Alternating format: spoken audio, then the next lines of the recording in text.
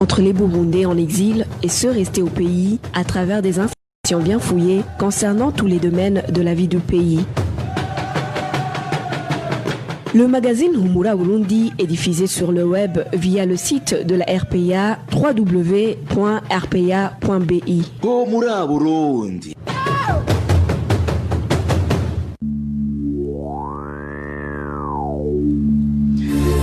Mesdames et messieurs, bonsoir et bienvenue au magazine Humura Burundi de ce 20 et sont tardés les principaux titres. Le gouvernement du Burundi a refusé le rapatriement du corps d'un de ses diplomates accrédités. Amos Ndimugwango n'a pas encore été enterré depuis 2 semaines, Gitega n'ayant pas jusqu'ici donné officiellement le feu vert à Dodoma pour l'inhumer. Le triple scrutin de mai 2020 au Burundi a été émaillé de plusieurs irrégularités qui peuvent compromettre sa crédibilité. Déclaration de l'Église catholique du Burundi qui exhorte les personnes lésées à faire recours auprès des juridictions habilitées. Enfin, vol de carburant organisé par des chefs d'une position de l'armée burundaise en mission de maintien de la paix en Somalie. Des militaires affectés sur place dénoncent. Et voilà pour le sommaire. À la présentation, vous êtes avec Trésor Niyongabo, à la cabine technique, Fabrice Ndimurukundo et Steve Niyungeko. Ouvrons ce journal par la page gouvernance. Le gouvernement du Burundi a refusé le rapatriement du corps de son premier secrétaire à l'ambassade du Burundi en Tanzanie. Amos Ndimugwango est décédé le 13 de ce mois de mai à Arusha où il était en mission diplomatique. Emporté par le coronavirus, Gitega a refusé qu'il soit inhumé au Burundi en présence de sa famille pour éviter la propagation de ce virus, ont révélé les sources de la RPA. Clovis Niyonzima nous fait le point. Amos Ndimugwango était le premier secrétaire à l'ambassade du Burundi en Tanzanie depuis 2014. Décédé de suite du coronavirus il y a 2 semaines, sa famille avait souhaité qu'il soit enterré au Burundi où résident certains de ses enfants, nous a confié une source de la diplomatie burundaise. Un souhait qui ne sera pas réalisé suite au refus de Gitega. Le ministre burundais des Affaires étrangères a signifié à la famille qu'elle n'est pas autorisée à rapatrier le corps, précise notre source. Et comme motif de ce refus, Gitega a expliqué que c'est pour éviter toute probable contamination au coronavirus des habitants du Burundi par cette famille, vu que le diplomate avait été testé positif au corona. Face à ce refus du gouvernement burundais du rapatriement du cadavre de son diplomate, la Tanzanie a exigé de son côté une demande officielle de l'enterrer sur son sol. Un diplomate qui décède est normalement rapatrié pour être inhumé dans son pays, d'où la Tanzanie n'a pas permis qu'il soit enterré à Arusha, sans la demande officielle de la part du gouvernement burundais, avec justification du refus de rapatriement de son diplomate. Amos Ndimugwango était également responsable du bureau burundais de liaison avec l'EAC à Arusha. C'est le secrétaire permanent de l'EAC, Libéan Mukeko, qui est en train d'organiser son enterrement à Arusha. Un enterrement qui ne peut être fait qu'après la demande officielle du gouvernement burundais. Nous avons tenté de joindre le ministre burundais des Affaires étrangères, ambassadeur Ezekiel Niyibigira, mais sans succès. Merci à Clovis Niyonzima. Pas de nouvelles déclarations sur la situation du coronavirus au Burundi depuis plus d'1 semaine. Au moment où certaines informations indiquent qu'il y a des autorités du pays qui auraient été infectées par ce virus au sein du ministère de la Santé et de la lutte contre le sida, c'est silence radio. Le point avec Emmanuel Niyongeko.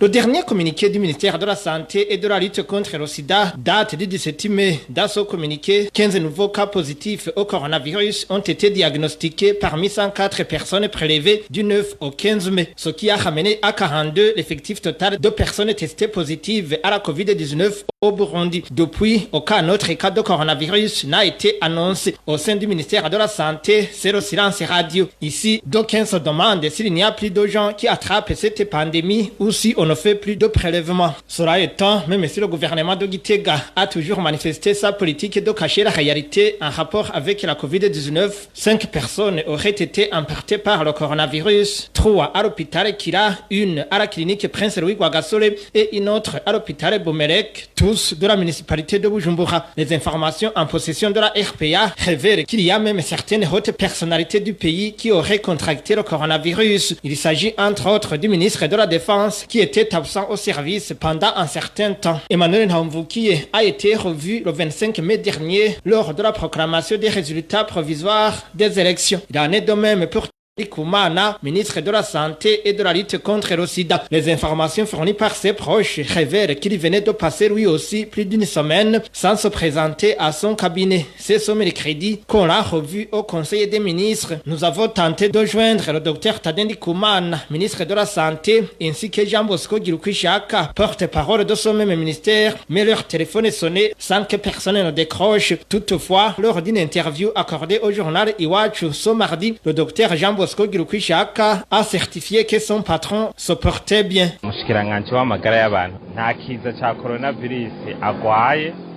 Le ministre de la Santé ne souffre pas du coronavirus. On s'en serait aperçu car nous faisons souvent des prélèvements pour identifier les cas positifs. Donc, ces informations qui circulent sur le ministre de la Santé sont fausses car il se porte bien. Qu'il y ait l'un ou l'autre agent de santé qui contracte ce virus, c'est tout à fait normal car ils sont les plus exposés. Mais cela ne va pas nous empêcher de remplir notre devoir pour autant.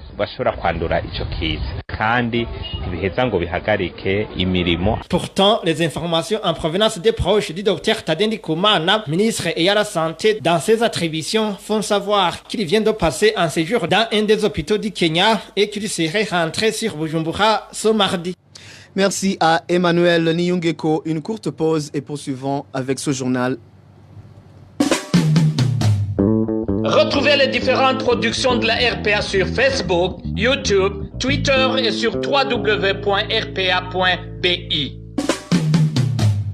Parlons à présent politique. La Commission électorale nationale indépendante a annoncé ce mardi le nombre de députés cooptés qui siégeront au Parlement. Le parti CNDD-FDD a obtenu 14 sièges et totalise ainsi 86 sièges. Le parti CNL a reçu 5 députés cooptés et totalise 32 députés. L'UPRONA a eu un siège de plus et aura au total 2 députés au Parlement. L'ethnie Twa a obtenu, quant à elle, 3 sièges. Le Parlement burundais sera constitué au total de 123 députés. Francis Rohero, candidat indépendant dans les présidentielles du 20 mai 2020, affirme que beaucoup d'irrégularités ont été observées dans différentes provinces du pays, raison pour laquelle il ne peut ni approuver ni contester les résultats proclamés par la CENI. Francis Rohero. Et nous avions envoyé presque 4800 mandataires dans le pays, mais malheureusement, à cause du manque de moyens et surtout des fois des intimidations, seulement 1200 ont pu sillonner les bureaux sur lesquels ils devaient se présenter. Et nous avons constaté que certains ont été intimidés, d'autres ont été chassés, ils ont été empêchés de suivre la compilation des résultats. C'est des choses que nous déplorons et c'est pour cela que nous disons nous n'avons pas la totalité des faits légalement inscrivables qui peuvent nous amener à qualifier de façon significative ces élections et c'est par conséquent nous prenons acte des résultats que la CENI a donnés, non pas parce que nous y croyons nécessairement, mais juste parce que nous n'avons pas la capacité juridique de pouvoir confronter ce que nous avons par rapport à la totalité des résultats au niveau national. Ainsi, nous prenons acte et nous nous préparons à avancer parce que ce qui compte pour nous, c'est ce que nous préparons pour la jeunesse de ce pays, pour l'avenir de ce pays, pour que demain soit meilleur qu'aujourd'hui. Ainsi, j'appelle finalement les que nos félicitations, ce sera par rapport à ce qu'ils vont décider pour le bien-être de ce peuple, non pas pour les postes qu'ils vont pour ce pays sortir de ce marasme économique.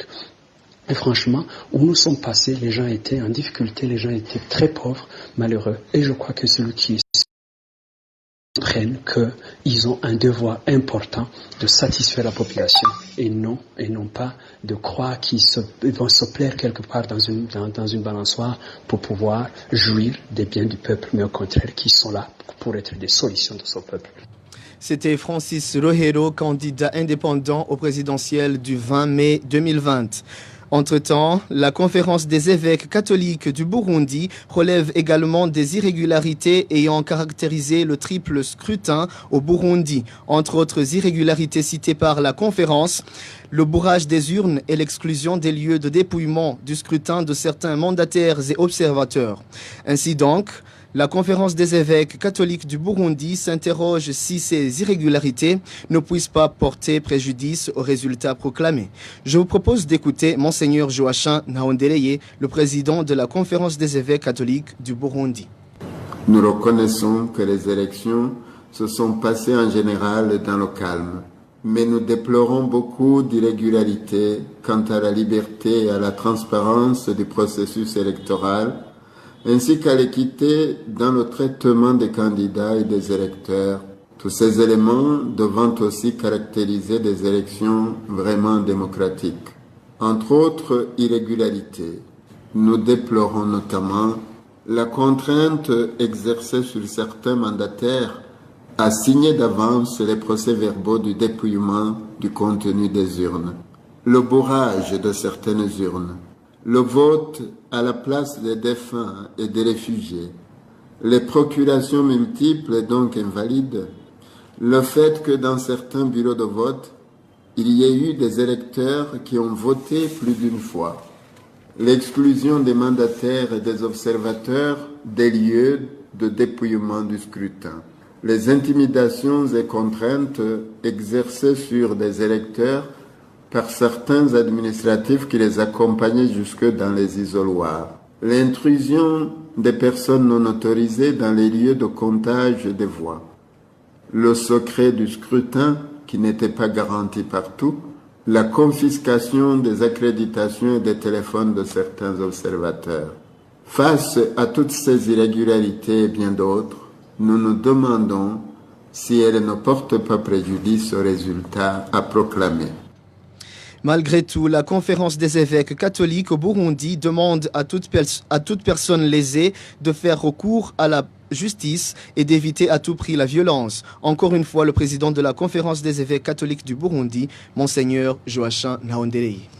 Quoi qu'il en soit, autant nous condamnons toutes les injustices, autant nous refusons tout recours à la voie de la violence.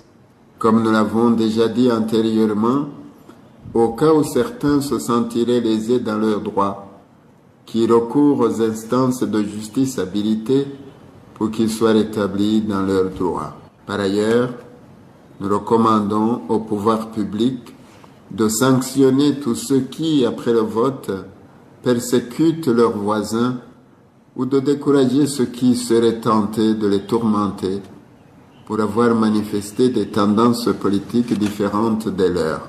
À partir du moment où la loi avait autorisé à plusieurs candidats de battre campagne, chaque citoyen avait le droit de manifester sa préférence pour le candidat de son choix. Nous terminons par un appel à toute la population à mettre sa confiance dans le Seigneur qui reste le seul maître de l'histoire et à garder le calme.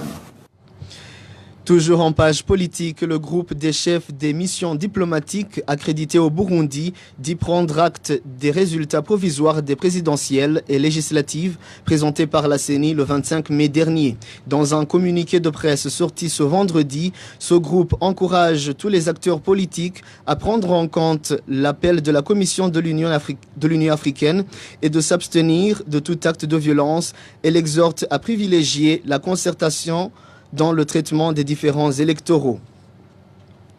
La coalition des forces de l'opposition burundaise pour le rétablissement de l'accord d'Arusha, CFOR Arusha en sigle, quant à elle dit ne pas être concernée par les résultats des élections proclamées par la CENI. Dans un communiqué sorti ce mardi, CFOR Arusha indique toutefois que ces élections ont prouvé combien le parti au pouvoir, le CNDD-FDD, veut continuer à faire main basse sur le pays, bien que le peuple a montré son hostilité envers ce pouvoir.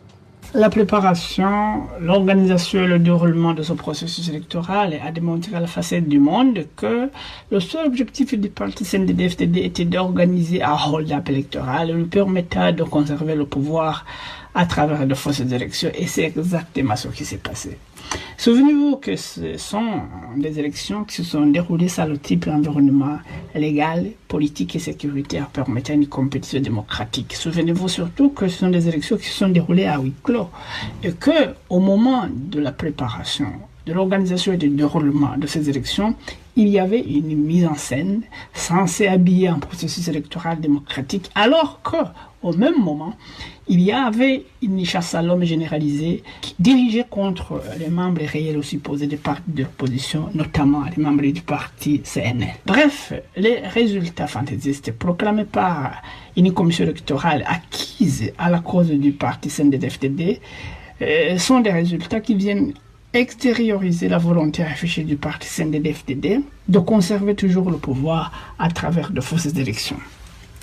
C'est pour cette raison que la CFO Arusha réserve aux institutions illégales et illégitimes issues de ce hold-up électoral le même traitement qu'elle a réservé aux institutions similaires qui étaient issues des fausses élections de 2015. La CFO Arusha demande aussi à tous les partis politiques de l'opposition et à toutes les forces vives de la nation de rejeter ce hold-up électoral et d'unir leurs forces pour affronter en commun le régime autocratique issu de ce hold-up électoral. La CFO Arusha demande aussi à l'ensemble de la communauté internationale de rejeter ce hold-up électoral, d'isoler diplomatiquement les institutions qui en seraient issues, tout en continuant à soutenir le peuple burundais dans la recherche d'une solution durable à la crise qui secoue le Burundi depuis 2015. La CFO Arusha demande enfin au peuple burundais de rester serein, solidaire et mobilisé dans la lutte pour la restauration de la démocratie, gage de paix et de stabilité dans notre pays. C'était la voix de Jérémy Minani qui parle au nom de la CFO Arusha. Même son de cloche au sein du Conseil national Senared Giriteka. Il regrette que ces élections aient été émaillées par beaucoup d'irrégularités, mais félicite le peuple burundais qui a montré encore une fois son courage et sa détermination à revendiquer ce à quoi il a le droit. Suivez Dr Jean Minani, président du Senared. Le Sénarède de Giriteka a suivi avec grande attention tout le processus électoral au Burundi depuis le début jusqu'à la proclamation des résultats. Il a constaté avec amertume que ce processus électoral a été émaillé de nombreuses et graves irrégularités et sera donnant la preuve que ces élections n'ont pas été libres, inclusives, transparentes, démocratiques et donc qu'elles n'ont pas été crédibles. Les résultats provisoires que nous avons vus étaient des résultats arrangés d'avance. C'était donc des résultats attendus qui n'étonnent personne. Mais malgré toutes ces graves irrégularités et difficultés, le peuple burundais a tenu bon et a participé activement et courageusement à ce processus jusqu'au jour des élections. Et à présent, force de constater que le peuple burundais a, malgré tout, continué à allumer la flamme de la démocratie. Et ainsi, il a donné aussi un signal fort, très fort même, à ceux qui veulent le diriger demain, que désormais, les choses doivent changer. Les choses ne doivent plus être comme elles étaient avant. Le Sénarède de Giriteka demande à tous ceux qui ont participé à ces élections, ceux qui ont été proclamés vaincus ou vainqueurs, d'éviter le recours à la violence. Les provocations violentes des vainqueurs et les frustrations violentes des vaincus doivent être bannies. Enfin, le Sénarède de Giriteka réaffirme que seul le rétablissement de l'accord d'Arusha pour la paix et la réconciliation au Burundi, la bonne gouvernance et l'état de droit constitue la seule voie de salut pour le Burundi et son peuple. Humura Burundi. Page justice à présent, libération provisoire de ce mercredi de Kati Kezimana, membre du parti CNL et candidate aux législatives dans la commune Mugongomanga de la province Bujumbura. Elle était détenue à la prison centrale de Mimba depuis le 5 mai. Accusée d'incitation à l'insurrection. Elle a été arrêtée au retour d'une réunion qu'elle avait dirigée à Mugongomanga, sa commune natale. Vol de carburant depuis 5 jours sur une position des militaires burundais qui se trouvent en mission de maintien de la paix en Somalie. Les militaires affectés sur cette position parlent d'un vol organisé par les chefs de cette position. Les détails avec Éloge Divin Remesha. Cette position des militaires burundais en mission de maintien de la paix en Somalie est située à Mirtigo dans la ville de Jowar. Selon certains militaires affectés sur cette position, ce sont les responsables de la dite position, en l'occurrence le major Ndaïdzeye et son adjoint le major Ndenzako, qui sont derrière le vol de ce carburant. Ces militaires font savoir qu'en date du 22 mai, 5 citernes de carburant ont été sorties sans aucune explication sur ordre de ces deux responsables. 2 jours après, une autre citerne a été sortie du stock, indiquent toujours les mêmes militaires. Ces derniers révèlent également qu'en date du 26 mai, un véhicule de type IAS a chargé 5 autres citernes de carburant. Révoltés, les militaires ont essayé de barrer la route aux 10 véhicules, mais, poursuivent nos sources, le commandant du 56e bataillon, le lieutenant-colonel Nivdishi Imigwa, ex-PMPA, connu sous le sobriquet d'Okirapanze, a ordonné à ces militaires de laisser passer cette automobile, une injonction que ces militaires ont exécutée. Aujourd'hui, les militaires font savoir que 4 autres citernes de carburant ont été sorties du magasin, ce qui ramène à 15 le nombre de citernes déjà volées sur une période de 5 jours. Les militaires burundais affectés à cette position s'indignent du comportement de leurs supérieurs, d'autant plus que ce carburant est vendu par la suite aux terroristes du groupe Al-Shabaab. Un groupe qui vient ensuite attaquer les différentes positions de ces militaires de la MISOM indique toujours ces militaires qui accusent leur chef de collaborer d'une façon déguisée avec l'ennemi. La rédaction de la RPA a essayé de joindre les 3 officiers cités dans le parrainage de ce vol, mais en vain. Nous avons également essayé de joindre le colonel Floribert Uyereke, porte-parole de l'armée burundaise, mais son téléphone sonnait sans que personne ne décroche. Merci également à Éloge Divin Remesha. Les riverains des rivières Rusizi et Mhanda sont menacés par des crocodiles. Ce lundi, un habitant du nom de Njangwa de la zone Buringa en commune Gihanga a été dévoré par ces reptiles qui pullulent ces derniers jours dans la rivière Mhanda en provenance de la rivière Rusizi. La veille, une autre personne du nom de Nyongoro, habitant de la commune Kagaragara, zone Rukaramo de la commune Mutimbuzi, avait été mordu par un crocodile qui lui a arraché le bras. Pour le moment, il est en train de bénéficier des soins à l'hôpital des médecins sans frontières de Kigobe. Les habitants vivant le long de ces 2 rivières demandent aux personnes habilitées de les protéger contre la menace de ces crocodiles. Certains réfugiés de Kigali déplorent le fait qu'ils n'ont pas encore eu l'assistance promise par le HCR dans la période de confinement alors qu'ils se considèrent comme des vulnérables. Ces réfugiés appellent le ministère rwandais en charge des urgences à intervenir. Émile Nibasumba.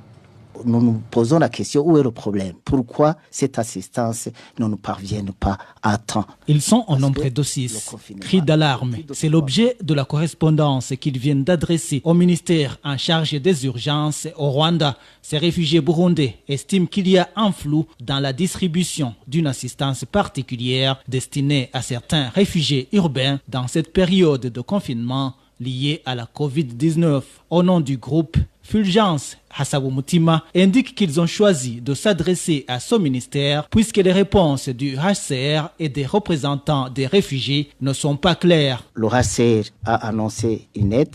Il a annoncé aussi qu'il travaille en étroite collaboration avec la représentation des réfugiés. Inversement, lorsque nous nous adressons à cette représentation, elle nie catégoriquement toute implication dans la collaboration avec le HCR. C'est pourquoi alors ça nous a causé problème. Il y a des flous d'ombre. Lorsque nous l'avons contacté, le président du comité des réfugiés urbains, Patrice Nadohoka, nous a répondu qu'il ne pouvait pas s'exprimer sur le dossier comme il n'avait pas encore reçu la correspondance en question. Du côté du HCR au Rwanda, son porte-parole, Elise Villechalan, nous a précisé que la distribution de l'assistance pour le premier mois était presque à la fin et qu'il y aura d'autres tranches pour 2 mois. Le retard enregistré, selon Elise Villechalan, est causé par les procédures de sélection des bénéficiaires. En ce qui concerne les grognes de certains réfugiés qui ne comprennent pas pourquoi les membres du comité sont parmi les bénéficiaires de cette assistance alors qu'elle est accordée aux plus vulnérables, la porte-parole du HCR explique que le fait d'être dans le comité des représentants des réfugiés ne signifie pas qu'on n'est pas vulnérable. Elise Villechalan indique que les sélections sont faites à partir des données dont dispose le HCR. Mais pour ceux qui pensent qu'ils ne sont pas assistés alors qu'ils le méritent, ils doivent contacter le HCR pour que ce dernier analyse chaque cas d'une manière individuelle, ajoute Elise Villechalan. Mais ces réfugiés burundais qui se sont adressés au ministère rwandais en charge des urgences estiment que leurs représentants et le HCR n'ont pas réussi à leur donner des réponses claires à leurs préoccupations. Nous espérons que le ministère qui a en charge des réfugiés puisse nous donner satisfaction à notre problématique. Parce que c'est le ministère qui sait par où toquer, par où poser la question pourquoi ça ne va pas. C'est son ministère en qui nous avons confiance. La correspondance des 6 réfugiés a été reçue par le ministère rwandais en charge des urgences. L'assistance qui soulève des polémiques a été donnée au HCR par ses différents partenaires, dont les États-Unis. Le Haut-Commissariat des Nations Unies pour les réfugiés au Rwanda indique que cette assistance particulière est destinée à 7000 réfugiés urbains les plus vulnérables parmi les plus de 10 000 que comptent les différentes villes du Rwanda. Merci à toi aussi, Émile Nibasumba. 219e jour de détention de nos 4 confrères du groupe de presse Iwachu. Ils ont été arrêtés le 22 octobre 2019, au moment où ils s'étaient rendus en commune Musigati pour enquêter sur les combats qui opposaient les forces régulières et des groupes armés. Christine Kamikazi, Agnès Ndirubusa, Terence Modzenzi et Egide Harerimana ont été auditionnés le 6 mai dernier par la cour d'appel de la commune Nahangwa. Le procès a été pris en délibéré et il reste 9 jours, délai légal, pour que cette cour se prononce sur ce jugement. Et voilà, chers auditeurs de la RPA, nous arrivons à bon port. Merci de nous avoir tenu compagnie. Merci à toute l'équipe rédactionnelle de la RPA. Merci également à Fabrice Ndimurukundo et à M. Steve Niyongeko. À la présentation, vous étiez avec Trésor Niyongabo. Au revoir et à la prochaine.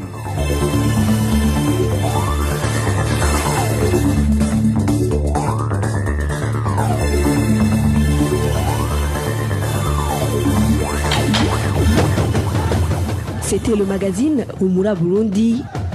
Un magazine comprend pour relier les Burundais en exil, et ce toujours au pays, à travers une information de qualité.